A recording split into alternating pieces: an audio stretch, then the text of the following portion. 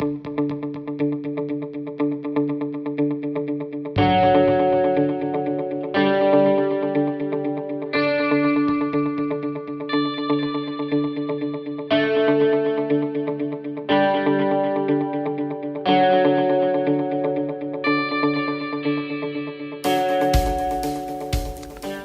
반갑습니다. 메가스토리 라바입니다.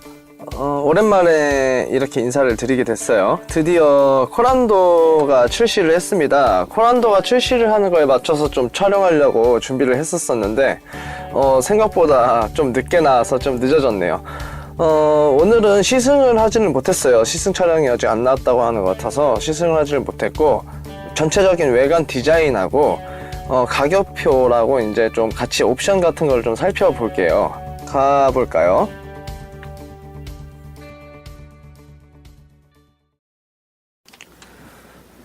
자, 디자인을 이제 설명해 드릴게요. 정면을 보실 건데 이번에 여러분들은 어떻게 생각하실지는 모르겠는데 많이 변했어요. 정말 많이 변했죠. 이번 코란도가 저번 세대 그 아이덴티티나 뭐 디자인적인 승계 같은 게 전혀 하나도 없습니다. 정말 전혀 완전 다른 차량이에요.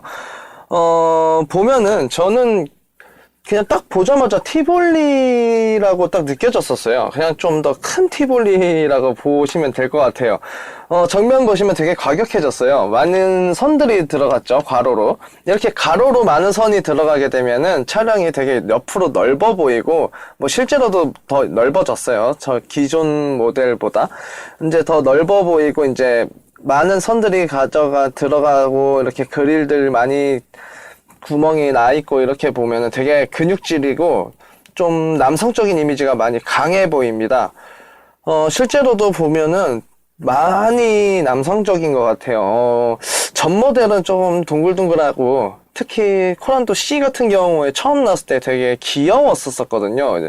얼핏 보면 좀 여성분들도 많이 좋아했던 디자인이었는데, 이번 디자인은 정말 과격하게 남성적으로 딱 변했는데, 티볼리가 그랬죠. 티볼리도 정말 많은 변화를 해서 뭐 쌍용에선 파격적으로 나왔었는데, 의외로 그 디자인을 여성분들이 많이 좋아했었어요. 티볼리 보면 여성 오너가 많은데, 제 친구도 실제로 여자아이인데 티볼리를 타고 있거든요.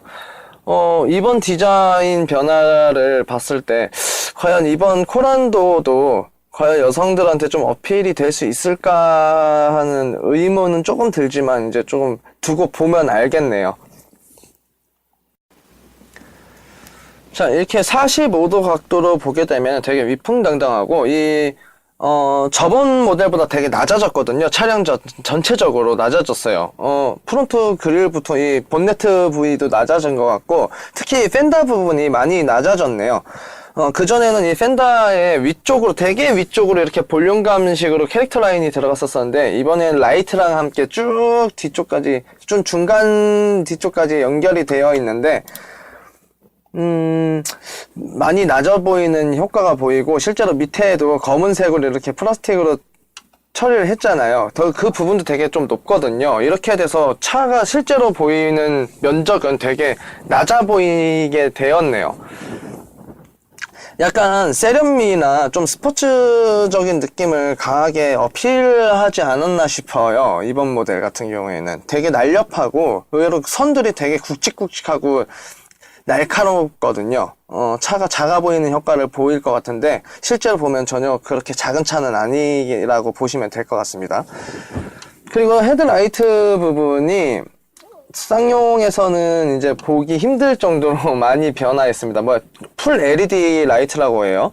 어떻게 나오는지 이제 라이트를 이제 밤에 직접 켜진 걸 보면 알겠는데, 그냥 좀 고급적인 티볼리의 느낌을 계속 받게 되네요. 저 같은 경우에는 안개등도 3개로 나뉘어져 있는데, 꼭 이걸 3개를 나뉘어져 있을 때 어떤 효과가 있는지, 좀 더 멀리 비추거나 상향이 들어가면 이런 기능이 있는 건지 그런 건 모르겠고, 그냥 단순히 안개등의 역할만 하는 건지에 대해서도 조금 의문이 듭니다. 이 부분에서는 꼭 이렇게 3개로 나눠진 이유가 있었나라는 생각은 하게 되고, 그리고 안개등으로 이렇게 라인이 탁탁 파여 있는데, 실제로 구멍은 또 파여 있지 않아요. 실제로 보면은 브레이크를 이렇게 시켜주거나 하는 그런 역할, 기능적인 역할을 하는 부분도 전혀 없습니다.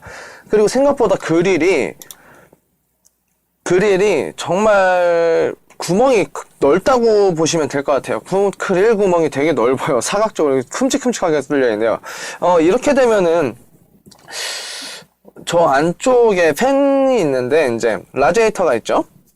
그쪽에 실제로 참새는 그냥 들어갈 것 같아요. 이게 과연 이렇게까지 큰 구멍이 좋은 건 아닌데 실제로 차의 안정성을 봤을 때는 이렇게까지 크게 한 이유는 잘 모르겠네요. 아마 실제로 참새 정도는 그냥 들어가지 않을까 싶습니다. 자, 밑에 보시면은 번호판다는 게 있고, 번호판 그 밑에 부분에 이제 센서가 있네요. 이 센서인데 어댑티브 크루즈 컨트롤 센서겠죠? 당연할 것 같고, 역시 밑에 하단부도 되게 과격적이에요. 좀 선도 굵직굵직하고 날렵하네요. 이전 세대 코란도, 특히 코란도 C하고 정말 전혀 다른 이미지를 보여주고 있습니다. 과격하게 변화한 거에 대해서는 뭐 디자인적인 흐름일 수 있는데, 저는 개인적으로 코란도 C 디자인 둥글둥글했었던 것도 나쁘지는 않았었는데 이번 변화는 정말 과격하네요. 이제 이런 디자인은 보면 볼수록 이제 적응이 돼야 되는 거니까 이 부분에 대해서는 많은 차주가 되실 분들이나 저 같은 경우도 티볼리가 처음에 나왔을 때 그랬잖아요. 처음에 보자마자는 뭐 저렇게 생겼어 라는 생각을 했는데, 보면 볼수록 또 매력적인 모습을 보여주고 있으니까 이번 코란도도 좀 그렇게 좋은 쪽으로 잘 흘러갔으면 하는 바람이 있습니다. 자, 사이드로 넘어오게 되면요, 헤드라이트 부분부터 이렇게 1열 좌석 부분까지 캐릭터 라인이 쭉 이어지고, 뒤쪽으로 넘어가면서는 새로운 캐릭터 라인이 위에서 아래쪽으로 살짝 이렇게 날렵하게 내려오는 라인이 있어요. 차가 상당히 낮아 보여요. 옆에서 보시면 아마 다들 아실 건데, 실제로 높이는 많이 낮아졌는데, 이 차 부분이 실제로 이 철판과 이게 페인트가 발라진 부분이 되게 좁네요. 면적이 좁아서 더 낮아 보이는 역할을 하고 있고, 위에 라인에도 창문 라인을 A 필러부터 저 트렁크 라인까지 쭉 창문 라인을 따라서 트렁크 라인까지 검은색으로 테두리가 쫙 연결되어 있죠. 그 부분만큼 또 더 차를 낮아 보이게 하는 역할을 하고 있습니다. 그리고 휠베이스가 이전 세대보다 당연히 넓어졌어요. 실제로도 차를 딱 접했을 때 되게 커 보인다라는 생각을 하게 됐습니다. 생각보다 되게 크더라고요. 거짓말을 조금 보태면 산타페하고 이 승객석은 조금 크기가 비슷하지 않을까라는 생각을 하게 되었어요. 근데 아랫부분만 봤을 때는 이전 세대 코란도하고는 크게 별 차이는 못 느끼겠어요. 조금 더 크롬 장식이나, 이제 이 차 가격이 이제 풀옵션을 하면 3천만 원이 넘는다고 하더라고요. 크롬 라인 장식이나 이런 것들 조금 더 적극적으로 해줬으면 어땠을까 하는 아쉬운 점, 아주 약간의 아쉬움, 그런 게 조금 가지고 있네요.